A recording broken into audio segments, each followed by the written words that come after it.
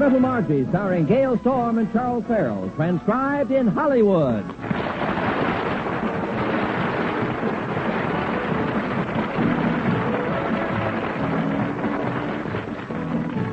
Margie's father, Vern Albright, has a very responsible job with Honeywell and Todd investment counselors. His job is to see that his client's money is properly invested. He's just telling Margie about a new account that he landed.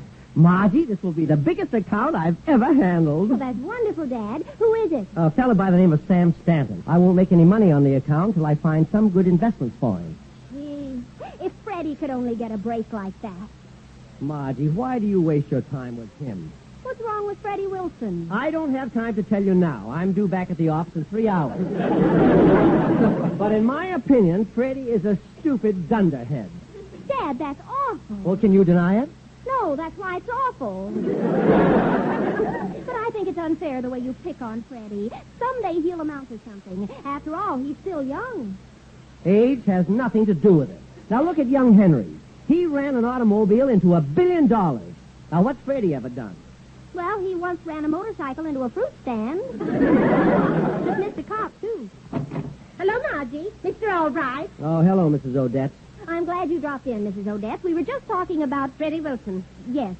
We were discussing his future. Yes. Dad says he'll never amount to anything. Mrs. Odette, how do you know what we said? I have been outside your keyhole for 5 minutes.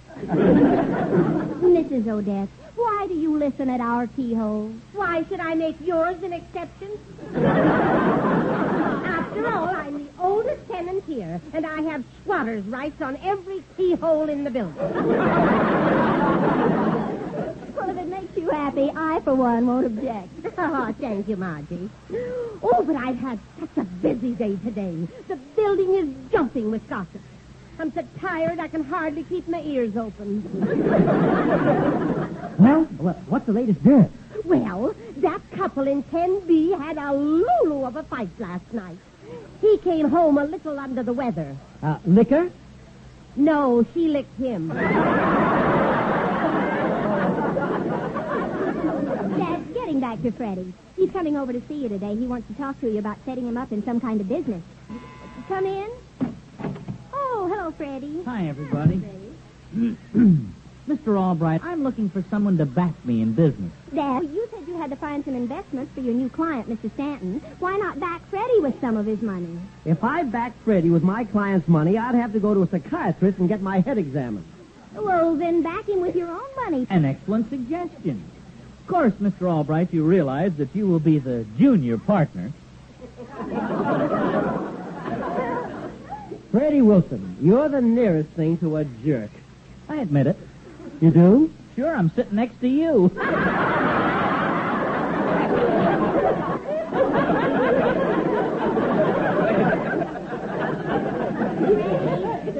When were you born? April 2nd. A day too late. Dad, what do you say, huh? I'll give the kid a break. Gee, thanks, Mrs. Odette. I could kiss you for that. Don't press your luck, Junior. What do you say, Mr. Albright? After all, someone must have given you a break when you first started. Mrs. Odette, when I first arrived in New York, I only had $1 in my pocket. And you know what I did with that dollar? He used it to wire home for money. Yes, I used it to wire home for... I did not. I lived on that dollar for a whole week until payday. Well, I'll never forget. I used to walk to work behind a streetcar just to save a nickel. Why didn't you walk behind a taxi and save 80 cents? I merely told that story to emphasize the fact that there's only one formula for success. Yeah, I guess there's no hope for me. I'll just drift along in the sea of life like a piece of flotsam and jetsam. Well, so long. Oh, wait a minute, Flotsam. Never let it be said that Vern Albright refused to give anyone a break. Now, I'll tell you what. We'll find some business to go into, and I'll put up half the money. Oh, Dad, you're wonderful. We'll meet here this evening and discuss the details. Margie, how about going to lunch with me and celebrate? Are you buying? Naturally. Where you're concerned, the sky is the limit. Well, what are you going to buy her for lunch? Well, my heart says champagne and Romanoff caviar with a dash of lemon. Yeah. but his bankroll says root beer and hamburger with a dash of Tabasco. Freddie, I thought you said the sky was the limit. Well, there's a low ceiling today.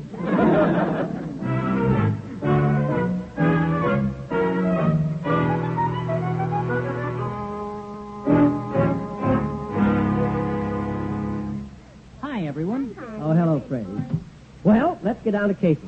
Freddie, what are you prepared to invest in a business? My time. Well, don't you have any assets at all? Well, according to the state, I've still got 8 unemployment insurance checks coming. I'm talking about liquid assets. Liquid assets? Yes. Well, I've got a bottle of 3 feathers that I've been saving. What are you saving it for? In case he runs into 3 bald birds.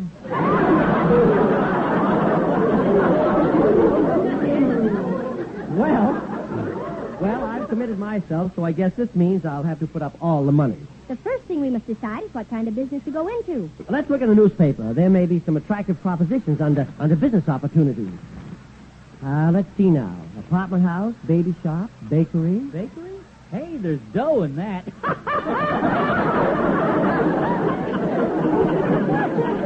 Let me see the paper, Dad.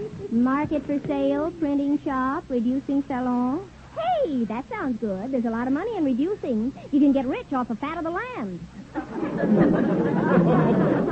Hey, let me have the paper, will you, please? Oh, thanks. Hey, here's something that sounds great. 1,000-watt radio station for sale. Station KREJ, located in East Northfield. Full price, $20,000, 10% down. Yeah, but what do you know about radio? What's there to know? You just turn a dial and there you are. Dad, this may be a wonderful opportunity. A radio station is a good thing. I read that radio might replace the newspaper someday. Oh, I wouldn't go so far as to say that. You can't line your garbage pail with a radio. No, and you can't swat a fly with one either.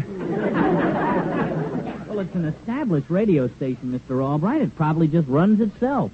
Well, I don't have time to go up to East Northfield and look it over. I've got Mr. Stanton on my hands.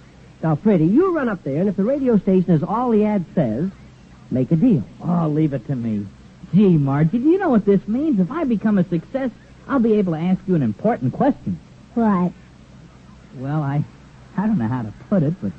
Well, I'm tired of coming home to my little room and sitting there all alone with 4 blank walls. I'd like to change that.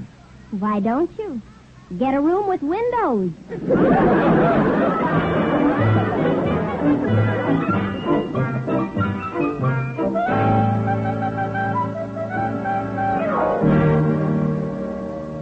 Well, Mr. Albright, this is it. This is radio station KREJ. And it's ours, all ours. Huh? Well, everything looks all right. And this is the man we bought it from, Mr. Denton. How do you do? And you'll find everything here in tip-top condition, the transmitter, equipment, and a very efficient staff of technicians. Oh, that's fine. Now, tell me, how many hours a day is this station on the air? It's on the air 24 hours a day. Oh, that's great. And how much of the time is sold? Sponsored. Well, let's see. When the thermometer drops to freezing, we have a 30-second frost warning at 3 a.m. And that's sponsored by Smitty's Smudge Pot. Well, what does he pay for that announcement? 4 Smudge Pot. Is that all we have? Well, at least we have one sponsor. Yes, but when the thermometer goes up, you're on sustaining. Well, good luck, folks. Goodbye. Oh, Freddie, you knucklehead. I thought you said this was a great proposition. Well, I checked over everything, Mr. Albright, but I guess I overlooked one small item. The books. How stupid can I get? Well, with you, the sky's the limit. Margie, it's all my fault. I feel like committing suicide. Where's the best place to shoot myself? In the chest. You're already dead from the neck up. Imagine buying a radio station without sponsors. There's no money coming in. How can we afford to pay the employees? You can't. You'll have to fire all the announcers. Well, okay, we will, but we'll keep Bob Lawson, the engineer. What good is it if we don't have announcers? That's true. Well, we'll just have to split the work up among ourselves. The announcing and the copywriting. Oh, boy, I can be an announcer and a copywriter. How can you do both? I've got a split personality. You haven't got enough personality to split with anybody. Hey, how about letting me conduct a quiz program? I'd make a good MC. Yes. A mental case. Now, come to think of it, there'll be so much work around here, we'll all have to pitch in. And we better start broadcasting right away. Hey, Dad, I've got an idea on how we can attract business. Let's give some of the local businessmen free advertising. I get it. If the advertising gets results from them, they'll be glad to pay for the programs the next time. Exactly. Now, let's figure out some theme songs for the local sponsors. For Schimmelberg the baker, we could sing Shortening Bread.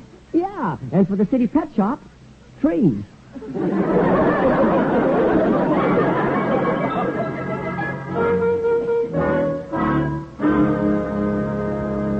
All right, everybody. Ready to go on the air? Yes. And boy, are we nervous. Oh, stand by. I'm flipping the microphone switch. Oh, good morning, friends of Radioland. This is your friendly announcer, Vern Albright. Station KREJ is on the air. And don't forget, KREJ spelled backwards is jerk. And now to start your day off right, here are the Sunshine Wake-Up Kids. Full of fun, frolic, vim, and vigor. Oh, let's go, kiddies.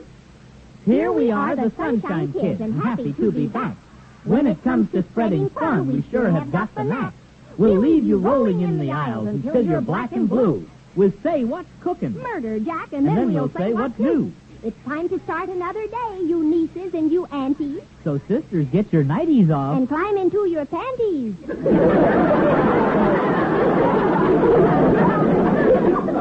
Yes, we are the Sunshine Kids. We're glad to be with you. And when it comes to spreading joy, that's what we like to do. With a sunny smile. Oh, thank you, thank you, Sunshine Kids. Friends, the Sunshine Kids come to you through the courtesy of DDT, the great new insecticide. Now listen, are there bugs in your rugs? Are there roaches in your front porches?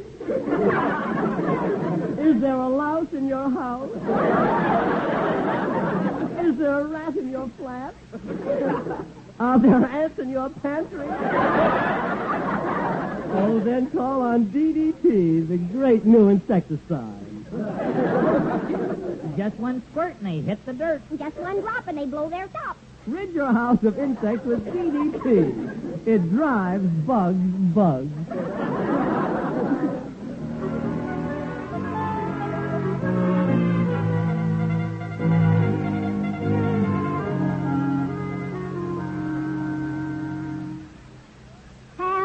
Howdy. Friends, this is your friendly friend, Margie the disc jockey.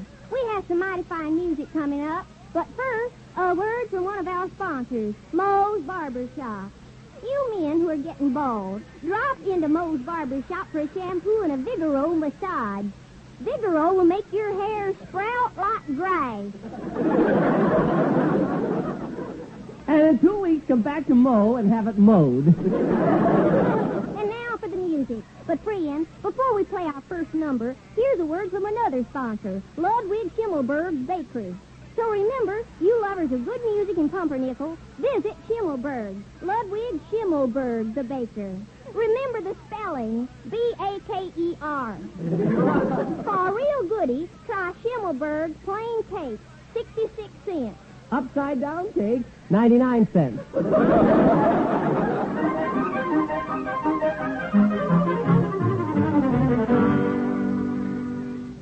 Every day at this time, the makers of 8-way stretch girdles bring you the soul-searching story of Men in White, a drama of life within the walls of a large city hospital. The story of young Dr. Lagoon. In just a moment, we'll meet the doctor. But first, say, ladies, are you bustle-bound?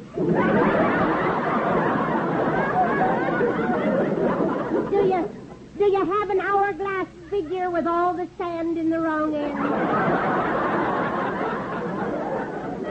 When fellows see you in slacks, do they make tracks? Are you still fighting the battle of the bows? Then you ought to try the dandy 8-way stretch girdle. It stretches up, down, in, out, to, fro, and back and forth. So if your figure is drastic, try our elastic. Our girdles come in 4 sizes: small, medium, large, and Oh, brother.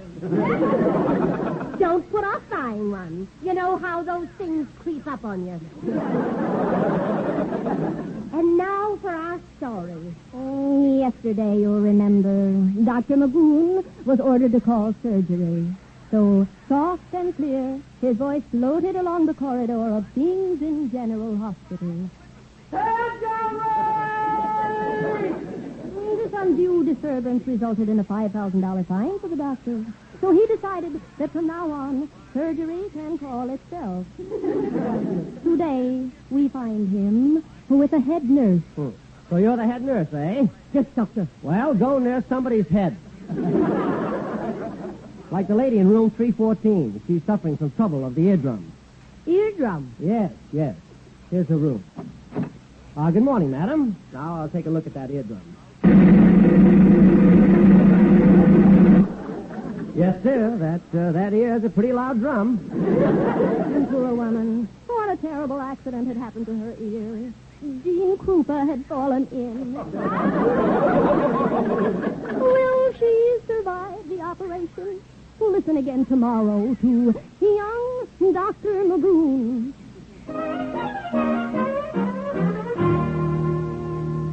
Good afternoon, ladies. We bring you now Mama Florence and her cooking program. Thank you, Mr. Wilson. Friends, this is Mama Florence with a brand new cooking recipe. As you know, I'm really a Swedish cook. I'm what they call a smorgasbord. But today, ladies, I'm giving you an Italian recipe. Chicken cacciatore covered with a chocolate milkshake. Ask for it the next time you visit the smartest night spot. The first thing to do, ladies, is take 5 pounds of stale bread, then throw it out. If there's anything that clutters up a kitchen, it's stale bread. Now take a chicken, add a pinch of milk and a cup of salt. No, I must have that wrong. No. Oh, of course. Take 2 pinches of milk and 2 cups of salt. Now, start chasing the chicken. They forgot to kill him, didn't they?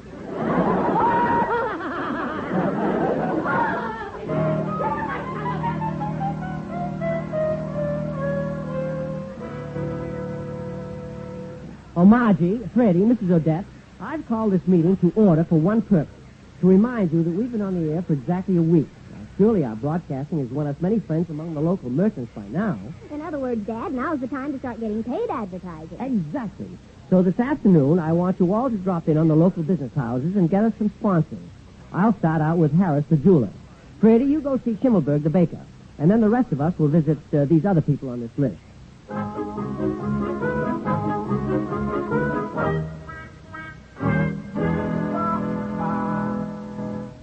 Mr. Harris? Yes? I'm Vern Albright. I'm sure you hear me broadcast daily. I do. Listen, Albright, when I first heard you, I thought my radio was on the bum. And now? I find out the bum's on the radio.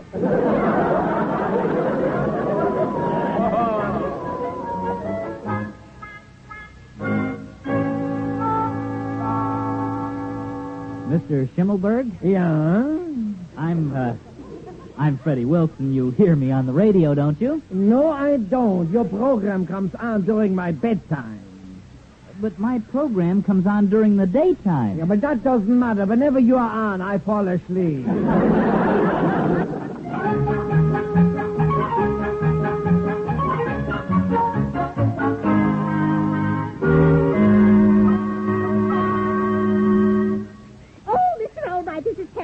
They won't buy advertising. They hate us. They say that they never heard such crazy programs. Let's get a new kind of program. Come on, think. Well, what we need is a program that appeals to everybody. And I think I've got it. Problems.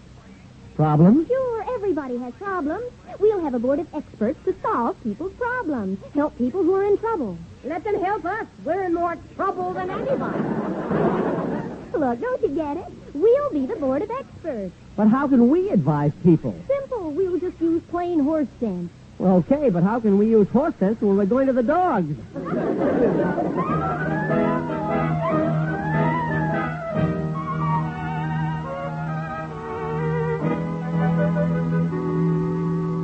Dad, I can hardly hardly believe it. Our program of human relations has been on the air only a week, and the whole town is crazy about it. Yeah, the sponsors are fighting to buy time on it. Hello? Oh, Albright, this is Sam Stanton. Who? Sam Stanton. You remember you said you were going to try to find a good investment for me. Oh. Oh, yes. I'm sorry, Mr. Stanton. I haven't found anything yet. I've been busy with problems of my own. Dad, hurry. We're almost ready to go on the air. Oh, I've got to go now, Mr. Stanton. But keep in touch with me. Stand by, everybody. Here I go. Ladies and gentlemen, station KREJ presents the Court of Human Relations. Meet our panel of experts.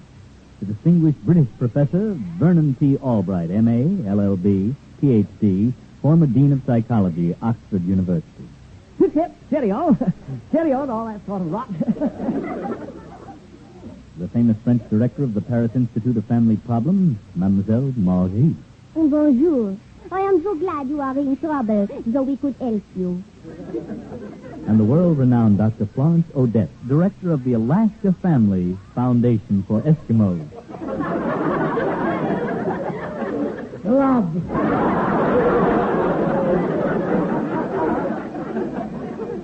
Our first guest today is Mr. Ludwig Schimmelberg. You have something to tell the panel, Mr. Schimmelberg? Mademoiselle Margie. Ah, Monsieur Schimmelberg. Back so soon? You took our advice? Yeah, I did. And it worked. My wife came back to me. Oh, wonderful. Yeah, that's what you think. I'm now suing you for $20,000. But why? I found out I was happier when she was gone. You and your stupid advice. Why didn't you keep your big mouth shut? But Mr. Schimmelberg... Oh, you're going to hear from my lawyer.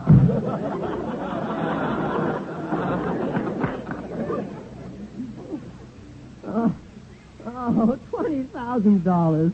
Oh, Margie, this advice program was all your idea, and look at the trouble it caused us. Mr. Albright, there's a Mr. Stanton to see you. There certainly is. All right, you old fox. You've got just the investment I've been looking for. This radio station. You want to buy it? Why, it's a potential gold mine. I'll give you $21,000 for it, spot cash.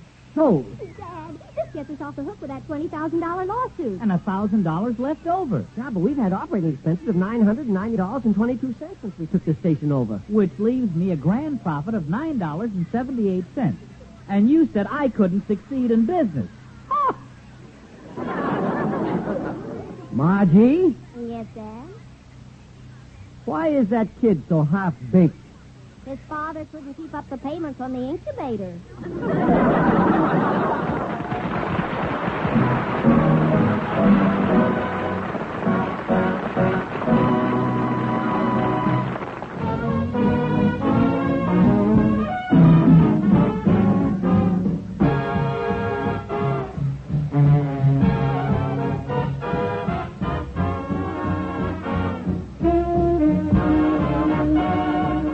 My Little Margie is a presentation of the United States Armed Forces Radio and Television Service.